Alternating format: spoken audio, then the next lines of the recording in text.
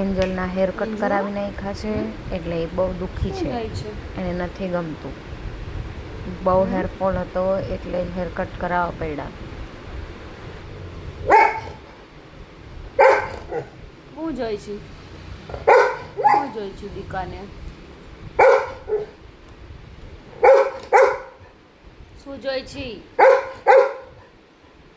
મમ્મ કરવું છે હે? ભૂખી લાગી છે. નથી ગમતું ને તને વાળ કાપી નાખ્યા એટલે? નહીં હે? નથી ગમતું ને? અંજુ અહીંયા આવતી રાલ. અંજુ